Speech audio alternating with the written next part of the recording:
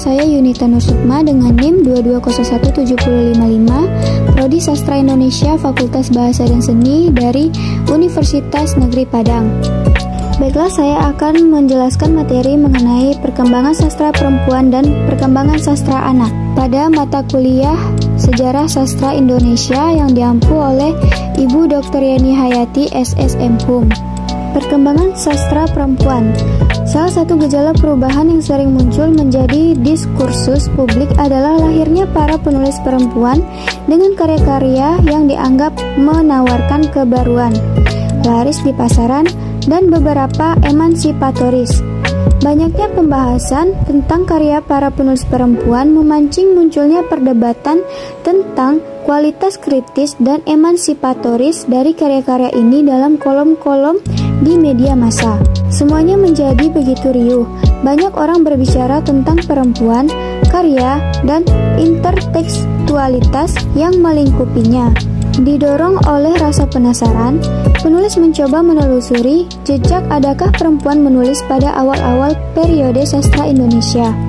Penulis menemukan ikhtisar Sejarah Sastra Indonesia yang ditulis oleh Ajip Rosidi tahun 1991. Terdapat subjudul tentang para pengarang wanita.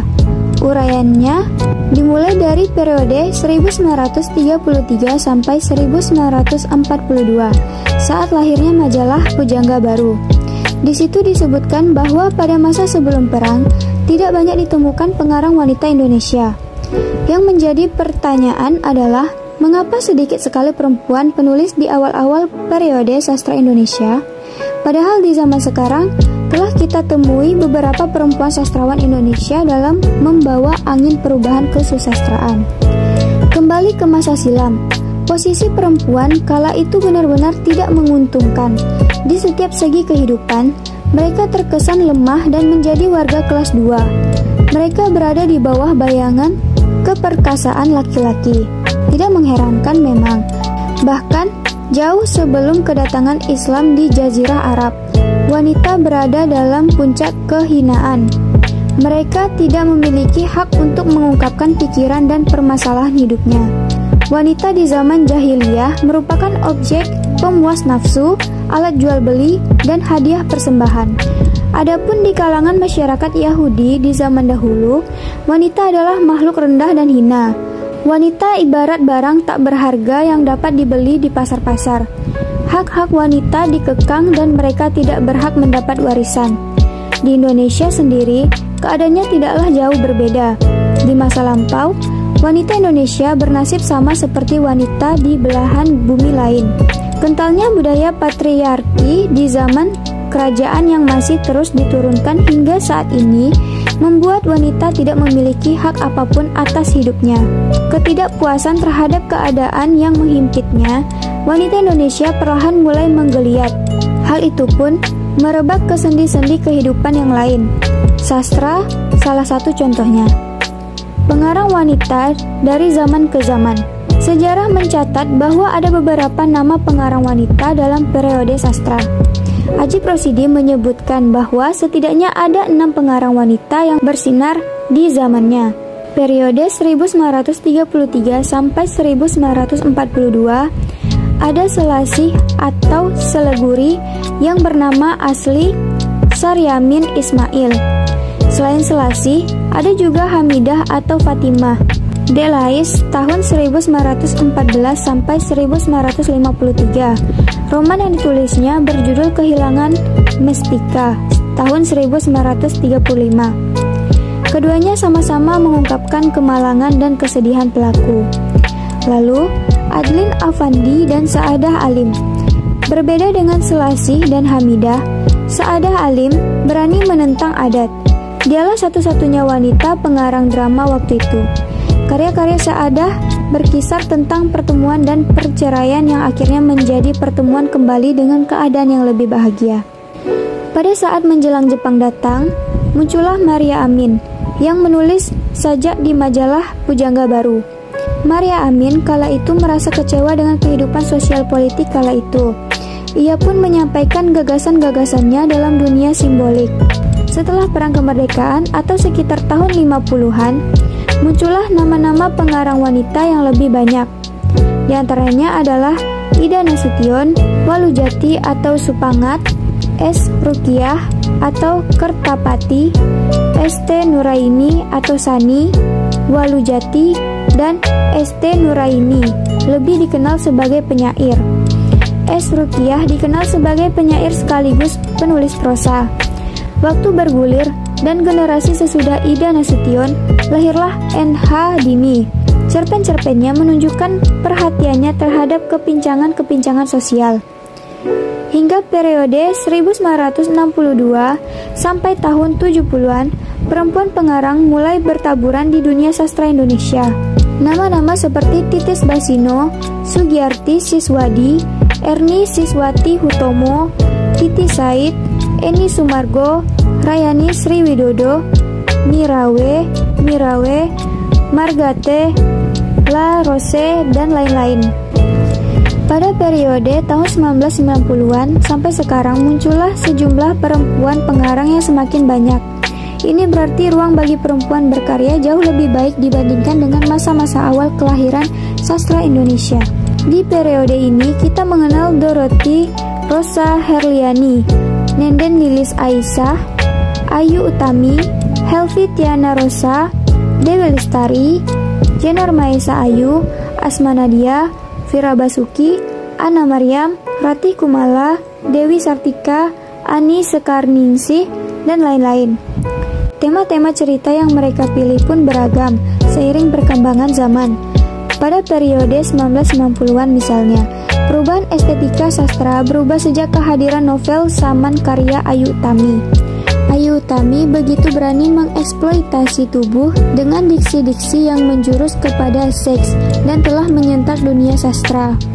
Sesuatu yang tabu untuk dibicarakan dan diungkapkan di depan halayak karena dianggap bersinggungan dengan nilai-nilai budaya timur yang selama ini dipegang teguh oleh masyarakat Indonesia.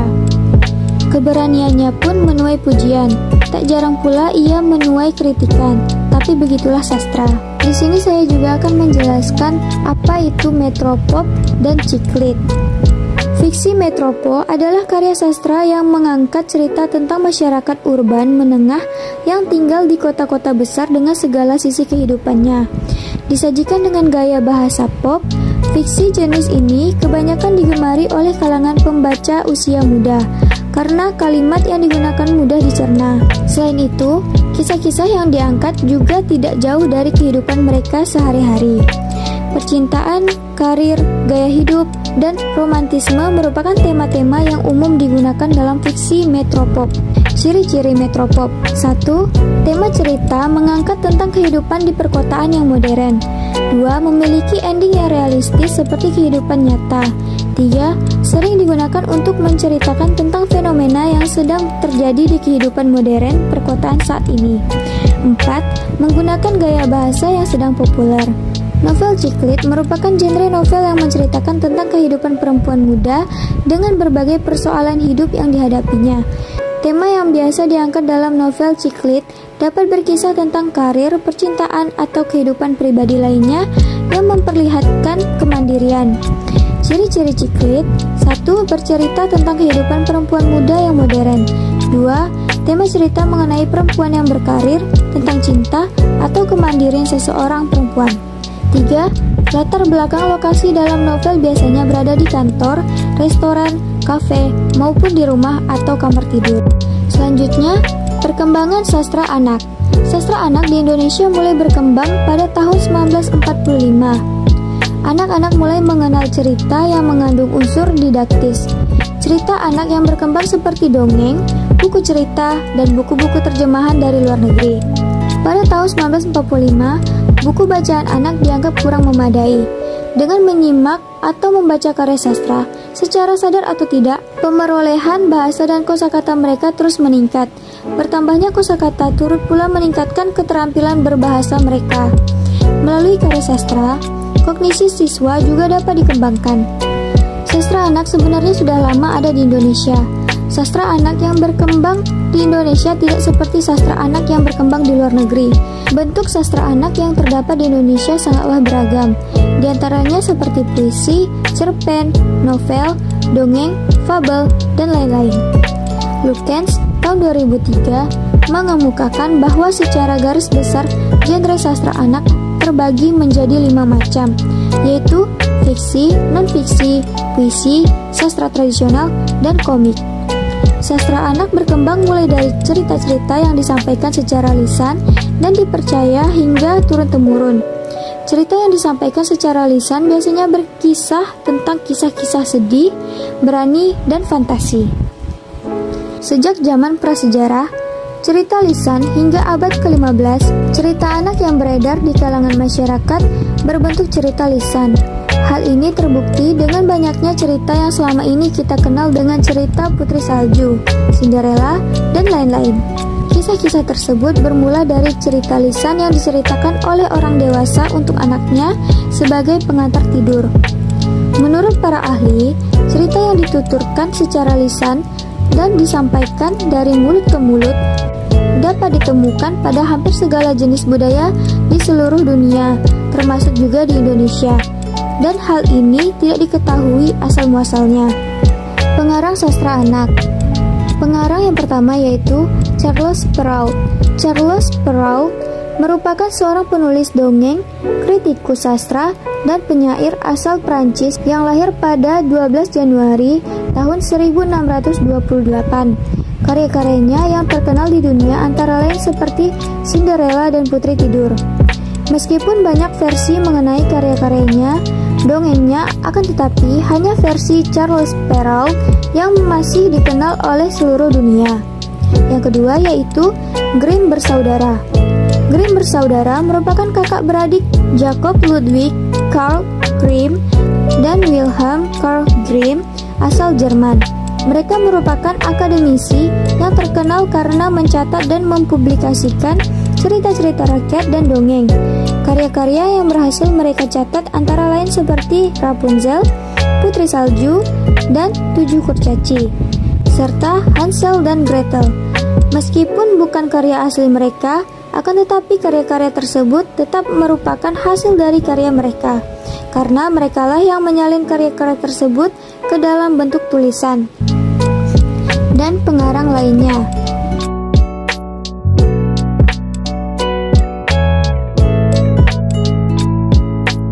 Kesimpulannya yaitu, sastra merupakan ungkapan perasaan seseorang yang dituangkan dalam sebuah tulisan maupun cerita yang dikemas secara menarik pembacanya. Sekarang, seiring perkembangan zaman dan gaya hidup, arah tulisan pun berubah. Karya sastra merupakan cerminan suatu zaman. Ungkapan tersebut memang benar adanya.